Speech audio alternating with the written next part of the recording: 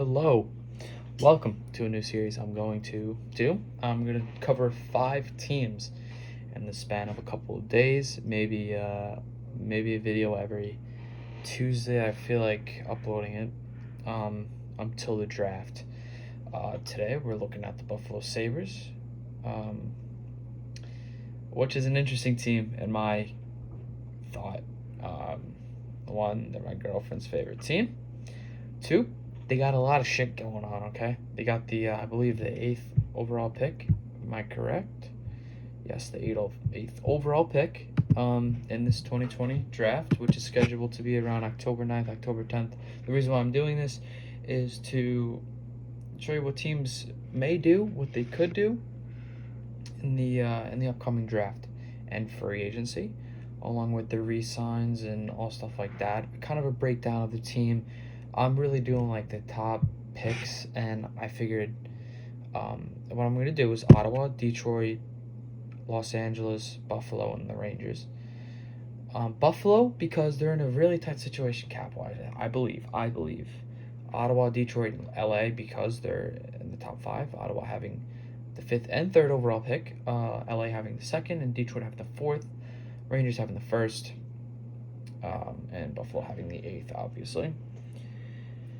So we're going to look at a couple of things that Buffalo can do, a couple of things that they could open up on, maybe make a trade or two. What they may do, they could trade back, they could trade up. Personally, I would probably trade. I mean, it really doesn't matter because the 8th overall pick is blank for every single team. You don't even know what Anaheim's going to get. We don't even know what LA's going to get, and it's only the 2nd overall pick. It's either Byfield or Stützle, and we don't even know what's going to go on with that, which is pretty crazy. Let's take a look at their cap hit. This is not too good. It's really rough. They don't even have $1 million in cap space right now, which is horrible. And their LTIR used is only 2.16, which is a pretty good cap hit considering LTIR, and the only player injured is where are they? Well, they got a couple guys, but obviously it doesn't really make a difference because Sabotka, Hunwick, and Thompson, they're all on salary relief, and it doesn't make a big deal because I think Hunwick's going to retire this year. They're also working on buyouts. Cody Hodgson, 709,000, which is not that big. Though they have to sign a lot of players. I believe Middlestat has to get signed. They just have a lot of players on their NHL roster, and they have a 1st, 2nd, 4th, 5th, and 2 7ths this year.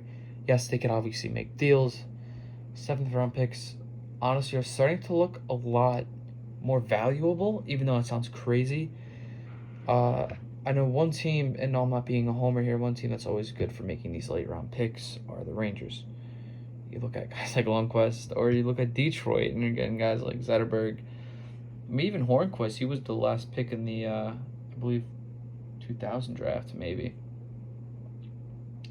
Or no, I think it was 2005, because that was the year they got Crosby. Pittsburgh got Crosby, and Nashville got Hornquist, the last pick. Anyway, so Eichel signed $10 million, I think, through 2026. But yeah, Skinner on that absolutely atrocious contract. Put up 40 in 1920. Oh, no, I'm sorry, 18-19, which is pretty good. Signed a $9 million contract for a long time. Then you got a guy like Kyle Okposo, not making good money at all, $60 million through 2023-2024. And you got a guy, Marcus Johansson, signed 4.5 through 21-22. And Jake McCabe signed through 2.85, 21-22.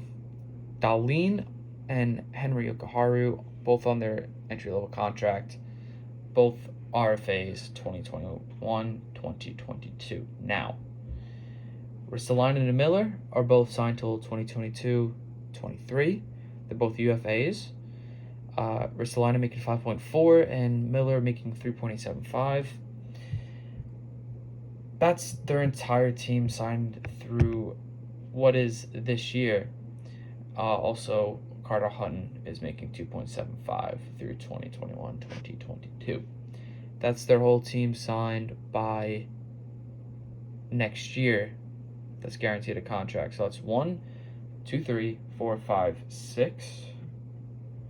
You look up 7, 8, 9, 10. Out of 21 players, they need to sign 11.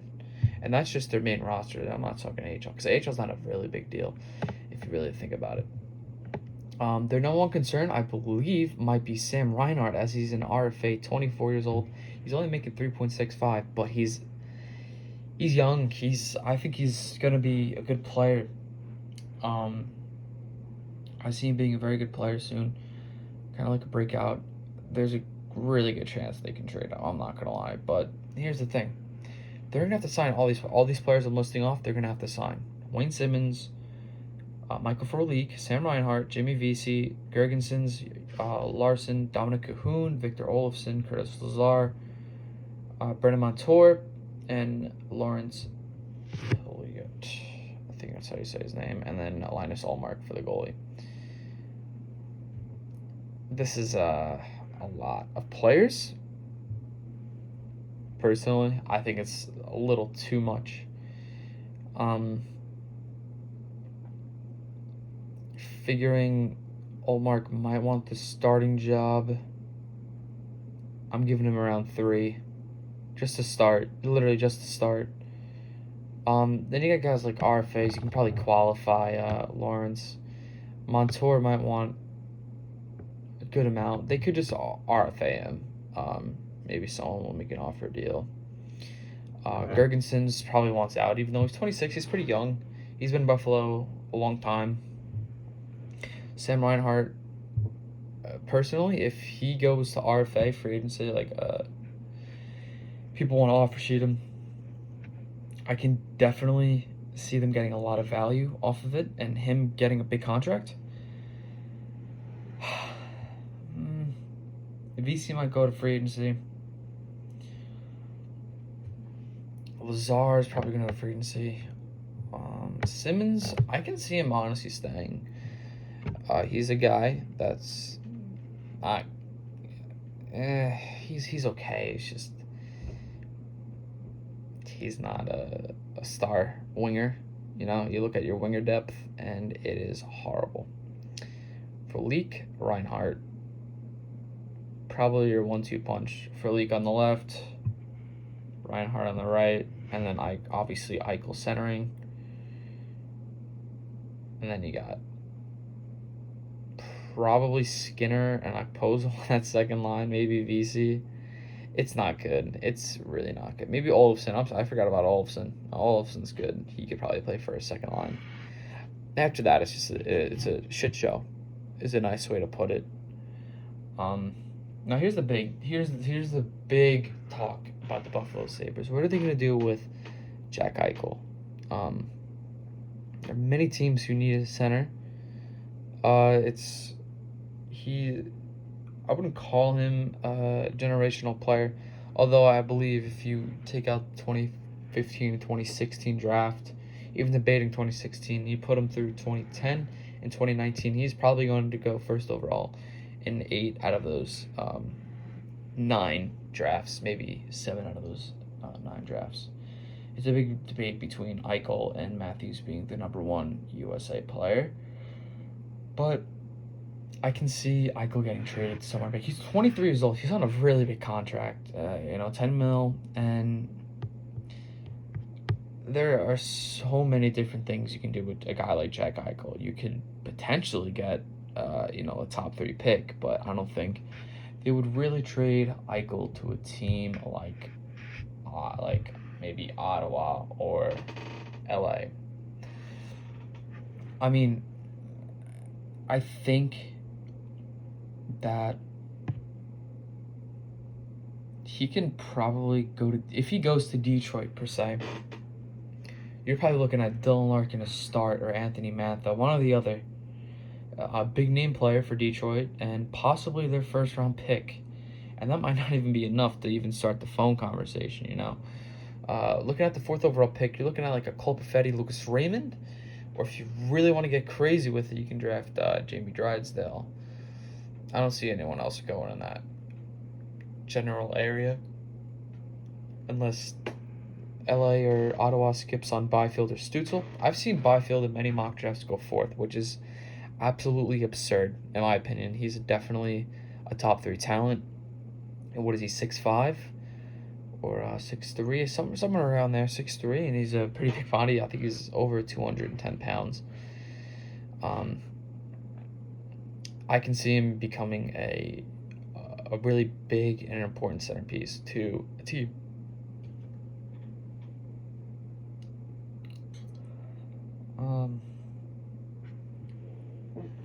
Now you also see a team like the Rangers who need a center. They have to sign Ryan Strome. He's an RFA this year. They could possibly trade him to the Rangers. Buffalo is clearly not a win now team. They're more of a rebuild, so they can get a couple good prospects, I believe. If you want to go to a team like Detroit, you might have to get rid of Moritz Seider, even though he's not that good and he's only a defenseman. You have to give a little to get a little, and Detroit, I don't think Detroit will make a push on because it's Jack Eichel. You don't want to waste a guy like Jack Eichel. He's not here to like lose. The reason why he wants out of Buffalo is, you know, for him to win. He turned into a team like, I guess, a team like maybe Nashville or Florida. They were both in the lottery. They can both make an impact on his career. Nashville, you look down their middle, they got some good players. Duchesne, Turris, Bonino, off the top of my head. Obviously, those players can play different positions, but You put a guy on a team like that with Eichel, it could cost a lot. It could be like Eichel for like Duchesne, the 11th. I don't know, but I don't think they'll give up on Duchesne that quick. You know, I really don't see it. Buffalo's in a really weird position here. Do I like the position they're in? Absolutely not. I'm not even a fan of the team, and I just feel bad. Looking at free agency, do they offer sheet anyone? If it costs them their 2nd round pick, I can see it. Or something like that. I don't really see them offering sheet anyone, but if they really want to make a push, they're going to have to let go of some guys, not sign, and then have to go look at free agency if they even do anything in free agency. Maybe they get back Tyler Ennis. There is a couple players that can just be randomly signed. A guy like Mikael Granlund, Craig Smith, both centers for Nashville, as I was talking about. Maybe Kovalchuk if he does not retire. Buffalo, it'd be very interesting. Weirdly enough, I can see Kovalchuk going back to Montreal. I feel like that'd be a perfect fit for him.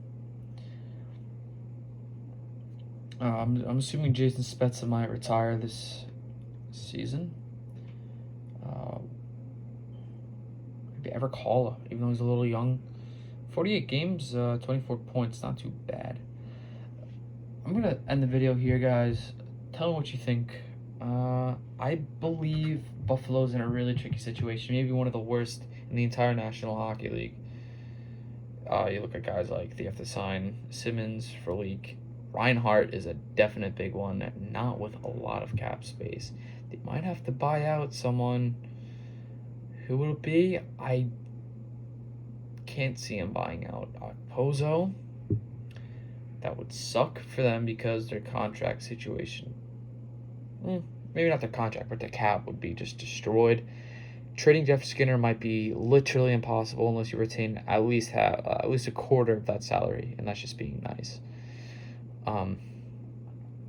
But again, you put a guy like Jeff Skinner with a guy like, I know Crosby's a good example, like, but Sidney Crosby, no one's like Sidney Crosby. You put a guy like Skinner with Kane or something like that, it's a different game. Jeff Skinner's gonna play. So I think Buffalo, with the starting off super hot, ending super cold, and then starting to pick it up at the end again. I promise, Sabres fan, it's gonna end soon. Although there may be some heartbreaks, as in Jack Eichel and Reinhart.